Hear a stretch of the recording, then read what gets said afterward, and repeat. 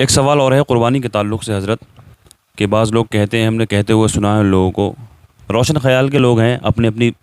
الگ الگ کوئی کسی طرح سے کچھ بات کہہ دیتا ہے، کوئی کچھ بول دیتا ہے، جیسے کہ ہم نے یہ سنا ہے، کہتے ہیں کہ کیا ضرورت ہے اتنے قربان جانوروں کو قربان کرنے کی، کہ اس کے بدلے میں کہ غریبوں کی مدد کر دی جائے، پیسہ خرچ کر دیا جائے، قربانی نہ کر کے غریبوں کی مدد کر دی جائے، برباد ہوتا ہے پیسہ، گوشت زیادہ لوگ رکھ کے کھاتے ہیں، یہ کرتے ہیں، اس طرح کی مطلب باتیں کرتے ہیں۔ کیا ایسا ہو سکتا ہے کہ قربانی نہ کر کے اور غریبوں میں پیسہ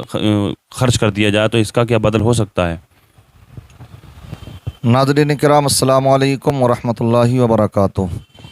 واقعی ہمارے معروف بھائی نے یہ سوال بڑا اچھا کیا، جو آج کل بہت سے روشن خیال لفظ بولا، بڑا اچھا لفظ بولا انہوں نے، ماشاءاللہ۔ ہاں، ایسے ہی بہت سے لوگ طبیعت کے پجاری،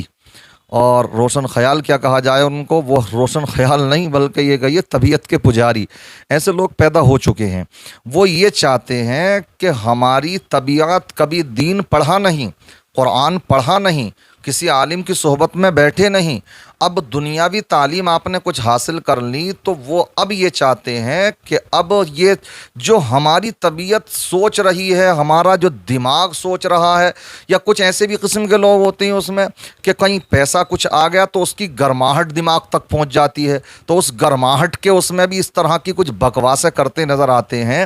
کہ اب طبیعت جو ہماری چاہ رہی ہے، شریعت اس کے مطابق ہونا چاہیے۔ حالانکہ انسان کے ایمان کی سلامتی اس میں ہے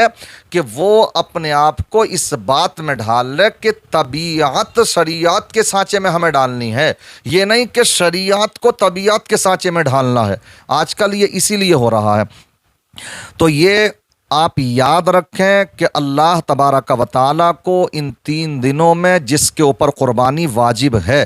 احراق دم، خون بہانے کے علاوہ اس کا بدل کوئی بھی مقبول نہیں ہے۔ حالانکہ ہمارے شاداب بھائی ہیں، وہ بیان کر رہے تھے کہ کچھ جگہوں پر ہمارے ہی اس ہندوستان کے اندر بہت سے لوگوں نے اس طرح کا کیا، اور میں تو سمجھتا ہوں وہ اللہ کو راضی کرنے کے لیے نہیں، شاید کسی کے دباؤ میں ہے، اور ان کے دباؤ میں یا اپنی ہو سکتا ہے سیاست کو گرمانے کے لیے، اپنے کچھ دیگر فاسد مقاصد حاصل کرنے کے لیے وہ اس طرح کے قدم اٹھا رہے ہیں کہ کچھ جانوروں کو چارے کھلا رہے ہیں۔ اس کا یہ خدمتیں تو الحمدللہ ہمیں 12 مہینے کرنی ہے، سمجھ رہے ہیں، لیکن اللہ کا جو حکم ہے قرآن میں آتا ہے لِكُلِّ أُمَّةٍ جَعَلْنَا مَنْسَكًا، کہ ہم نے ہر امت کے لیے قربانی کو رکھا تھا۔ یہ کوئی امت محمدیہ ہی کا خاصہ نہیں، بلکہ گزشتہ تمام امتوں میں قربانی کا معاملہ رہا ہے۔ آپ نے سنا ہوگا حابیل قابیل نے بھی قربانی کو پیش کیا تھا،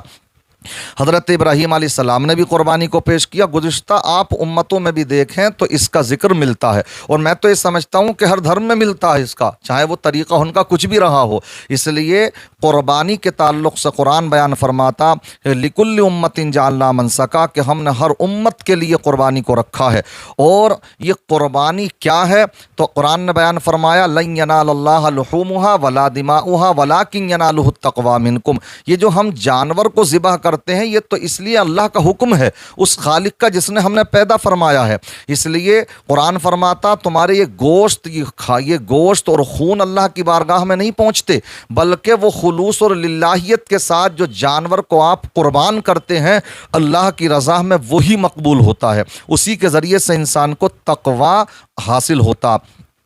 لہذا ایسے لوگ جو اس طرح کی باتیں کرتے ہیں، تو آپ یہ یاد رکھیں کہ قربانی کی جگہ کوئی بھی چیز بدل نہیں بن سکتی ہے، بلکہ ان کو جتنے بھی حضرات یہ آتے ہیں نا اس طرح کے موقعوں پر، جو قربانی کا موقع آیا تو قربانی کے یہ کہہ لیجئے قربانی کے میڈک نکل کر کے کہ غریبوں کو پیسہ تقسیم کر دیا جائے، شادیاں کرا دی جائیں، یہ کرا دیا جائے۔ حالانکہ ہم انہیں کو دیکھیں تو اگر اپنے بچوں کے برتھ ڈے ہوتے ہیں یا عقیقے کی محفلیں ہونے لگیں یا چھوٹے موٹے ختنے کے پروگرام بھی ہونے لگیں، تو وہاں انہیں یاد نہیں آتا کہ ہمیں کتنا پیسہ خرچ کرنا چاہیے۔ اور ایک بہت موٹی سی مثال میں آپ کو دوں کہ انسان لاکھوں روپے کے موبائل رکھ رہا، یہاں کیوں نہ تمہیں نظر نہیں آتا یہ 5000 روپے موبائل میں بھی تو کام چل سکتا ہے آپ کا، کیوں رکھے ہوئے ہیں آپ، یہ سمجھ رہے ہیں؟ تو اس طرح کے آپ یہ دیکھیں گے سب یہ دین سے دوری کی وجوہات ہیں۔ قرآن میں اللہ نے بیان فرمایا